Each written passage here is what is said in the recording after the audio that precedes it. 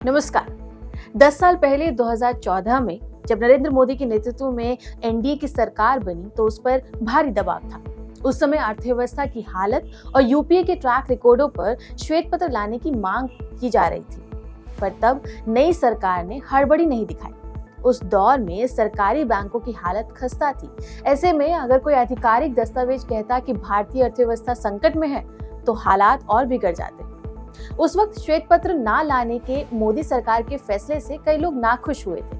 उन्हें लग रहा था कि कांग्रेस को यूं ही बिना लोगों को उसकी हकीकत बताए छोड़ देना गलत होगा, क्योंकि एनडीए समर्थकों का कहना था कि 10 साल तक यूपीए गठबंधन का नेतृत्व करने वाली पार्टी हमेशा इस बात से इनकार करती आई है कि उसने अर्थव्यवस्था का बुरा हाल करके छोड़ दिया है। एक दशक बाद श्वेत पत्र की वह मांग पूरी होने जा रही है।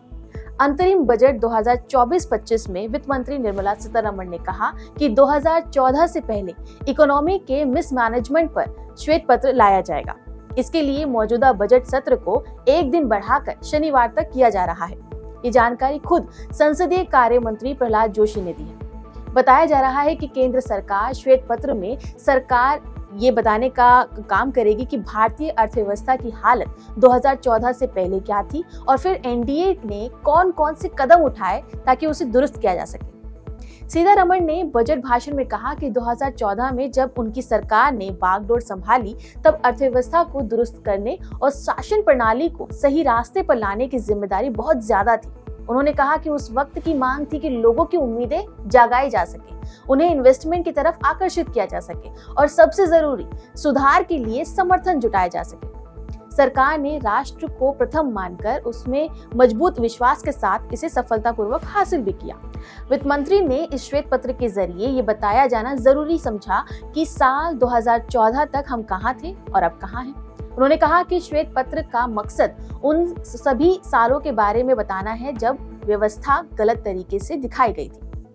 हो सकता है कि काफी लोगों के लिए श्वेत पत्र या व्हाइट पेपर वर्ड थोड़ा सा नया हो, इसके बारे में पहले कभी नहीं सुना हो, तो उन लोगों के लिए बताना चाहूंगी कि श्वेत पत्र कहते किसे हैं। श्वेत पत्र एक तरह का आधिकारिक बयान होता है जिसे सरकार संसद के सामने रखती है। आमतौर पर विपक्ष इस श्वेत पत्र की मांग करता है जब उसे लगता है कि सरकार किसी मुद्दे पर पूरी बात नहीं बता रही है। माना जाता है कि श्वेत पत्र में सरकार झूठ नहीं बोल सकती। हालांकि श्वेत पत्र का कोई वैधानिक महत्व नहीं है, पर फिर भी ये जरूरी कहलाया जाता है। जब से ये बात सामने आई है तभी से तमाम राजनीतिक विशेषज्ञ आने वाले लोकसभा चुनाव 2024 को एक तरफा मुकाबले की तरह देख रहे हैं, क्योंकि पीएम नरेंद्र मोदी के नाम और चेहरे पर बीजेपी तीसरी बार चुनाव लड़ने वाली है। यूपीए की तरह लगातार 2 बार सत्ता पर काबिल हो चुके एनडीए को, या यूं कहे कि बीजेपी अपनी जीत के लिए आश्वस्त है। इसका बहुत बड़ा कारण है वैक्यूम विपक्ष। इस वर्ड को क्लिक इंडिया के सीईओ ने बताया, जिसका मतलब है कि किसी लोकतंत्र में कमजोर विपक्ष का होना।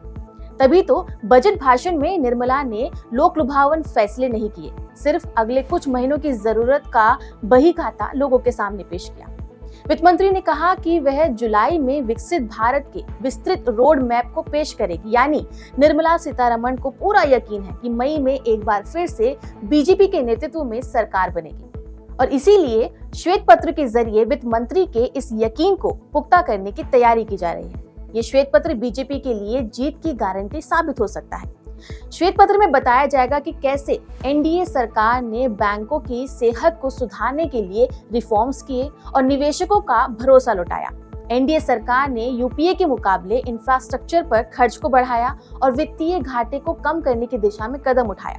एक समय नाजुक 5 अर्थव्यवस्थाओं में गिना जाने वाला भारत आज दुनिया की सबसे तेजी से बढ़ने वाली अर्थव्यवस्थाओं में से एक है। बैंकिंग सेक्टर मजबूत स्थिति में, 24 करोड़ से ज्यादा लोग गरीबी से उबरे हैं। ऐसे समय में जब दुनिया की रफ्तार धीमी हुई है, भारतीय अर्थव्यवस्था के 7% से ज्यादा की स्पीड से ग्रो करने की उम्मीद है। 2030 तक भारत $7 ट्रिलियन वाली अर्थव्यवस्था बनने की राह पर है। अब देखना ये होगा कि जब श्वेत पत्र सामने रखा जाएगा तो इस पर क्या बातचीत होगी, इसका किसको कितना फायदा होगा और किसको कितना नुकसान। बाकी आपकी इस पे क्या राय है, हमें कमेंट करके जरूर बताएं। नमस्कार।